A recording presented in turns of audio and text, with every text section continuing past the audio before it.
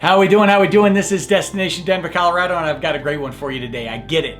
You've made the decision. You're going to make the move to the Mile High City. Well, I'm here to tell you how to move to Denver. 7 steps to Colorado, starting right now.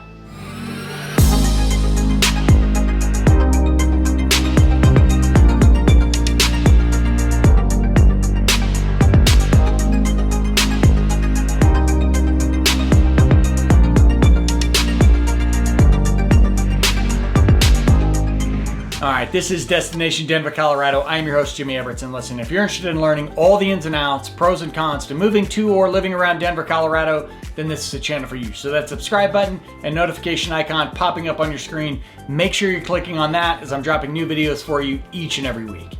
And listen, as much as I love getting a little creative here on camera, I'm also a licensed mortgage broker covering the entire state of Colorado and teamed with some of Denver's most talented realtors, and we're helping people move here, be it buying or renting, each and every day.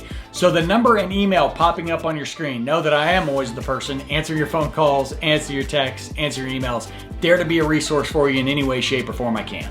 Now that we have that fun-filled stuff out of the way, let's get to what we're here for, and that is how to move to Denver, 7 steps to Colorado. All right, so congratulations, because if we're talking about step number 1, you're doing it, and that is do your research. Obviously, it's time to get on Google, get on your searches, start looking into what are we looking like job-wise? What are we looking like geography-wise? What are we looking like cost of living-wise? Starting to do that little bit of legwork to get a feel for what Denver is about, what areas you might want to live in, what your work might look like. Are you coming here by yourself, with people, with as a couple, with family, what have you? So kudos to you, obviously, for the number 1 step, getting that research in and figuring things out. Now, the research part can be pretty exciting, right? You start finding some good websites, some good articles, hopefully some amazing YouTube videos that you watch a ton of. I kid. But the second step is when things start to get real, and that is putting together a budget. What does a potential move look like? What's rent or buying a home going to look like? What is the cost of moving your items going to look like? What's the cost of gas? What's the cost of time if you're going to be off of work for a period of time or you're going to be between jobs? So making sure that you're figuring out a budget for all the different pieces of moving that you will face. And if there's one thing I hear all the time, and I experienced it myself, when you're starting to set that budget and you're starting to set aside money for that move, is make sure that you save more than you think. Don't cut corners. Every time someone thinks, well, I'm going to save a little money on movers, or I'm going to save a little money on this moving truck, or I'm going to find a place for rent out in the new city that's going to be a little lower than expectations. It doesn't happen that way. Odds are you're going to be at or above your budget a little bit. That's just the way things tend to work. So as you start to set aside those funds, make sure you try to set aside at least a little bit more, 10% more than you have on that Excel sheet. Step number 3, and you may have already done this one, and that's pretty obvious. Take a trip out to Denver, explore a little bit. Now, I talk to people about this all the time. I think there's a difference between visiting a city on vacation, just pure pleasure, where you're not thinking about anything else, you're just out and about having the best time possible, and going to somewhere really thinking about, do I want to live here? Where do I want to live? What life is like going to be out here? So, having said that, you may have made a trip out to Denver. You may have gone skiing up to the mountains, or maybe you came out for a football game or something fun, and you just fell in love with the city and you decided you wanted to move to Denver, and that was that. I still suggest making, even if it's a quick trip, a weekend out to Denver with your mindset set on, I am moving here, what does that look like?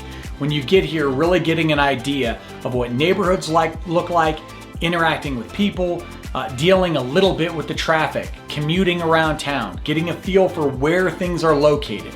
Obviously, just a couple days, 3 days in Denver is not going to make you a master of the city or let you know everything about the city right away, but just to get a really good feel of areas that entice you, getting around. How long does it take to drive from South Denver to North Denver, from East Denver to West Denver? I get the wrong direction each time, but what that really looks like, and being intentional about that visit.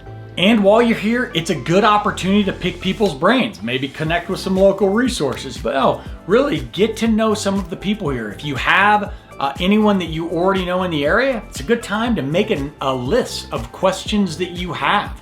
Where do they work? What's their drive time? What's the affordability of the city like? What do they do when they're not working? It's a great time to come in, pick people's brains.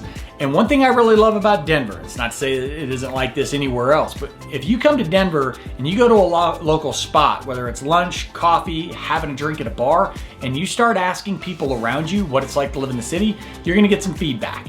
You're occasionally gonna get the jerk that's a native of Colorado and just tells you shouldn't move here because they're a native and we have too many people. But for the most part, people are gonna give you their take. They're gonna give you their honest opinion, what they love and don't love about the city. It's a perfect opportunity to get to know some people and get some feedback from the people with boots on the ground. And I can't emphasize this enough. After that visit, you've taken some notes, you got some things in your head, continue that remote research from back home. Continue that research on areas that interested you and really dive in. Keep jotting down more questions, keep searching for more answers. That's a great opportunity to kind of use that visit to prolong and improve your research. Step number 4, and it's a big one and it may be obvious for you, figure out your employment situation. Are you moving here because you're remote? Are you moving here for a job? Are you moving here because of a future option? Or are you going to move here and then figure out where you're going to work? Employment is obviously going to be a huge piece of your puzzle. Maybe you're an entrepreneur, maybe you operate your own business and you're moving here for that purpose. Making sure that you have as much of that figured out, the strategy behind it put in place is huge. Doesn't matter, what part of town you're living in, doesn't matter whether you're gonna rent or buy, having that piece together is going to be one of the biggest, if not the biggest pieces of your puzzle. You wanna make sure you have employment or your business figured out. And a quick fun fact, just because I need to as a mortgage lender, if you are moving here with an offer letter from a job and you're interested in buying a home as opposed to renting, you can actually use that offer letter as proof of employment, just like a pay stub. That's just a little fun fact. Take it or leave it, it's all yours.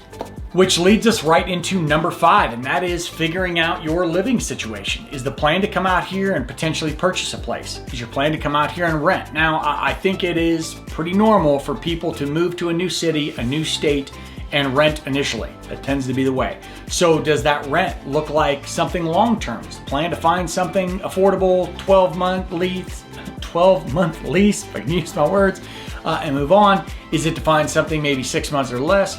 Is it to do maybe a month-to-month rental because your thought is that you eventually want to buy, but you just really want to get a feel and live here for a little while before that happens?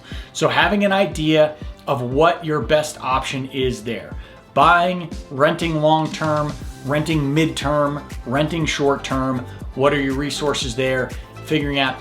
I tend to feel as though, and the feedback I get from people moving here, more and more people are looking for 6-month or less rental terms so that they can live in Denver, they can buzz around a little bit, but they don't want to buy right away. It's just some. They don't want to buy right away because they want to get a feel for what part of town they want to live in. I think that's a reasonable expectation of anyone. I think that's a smart play.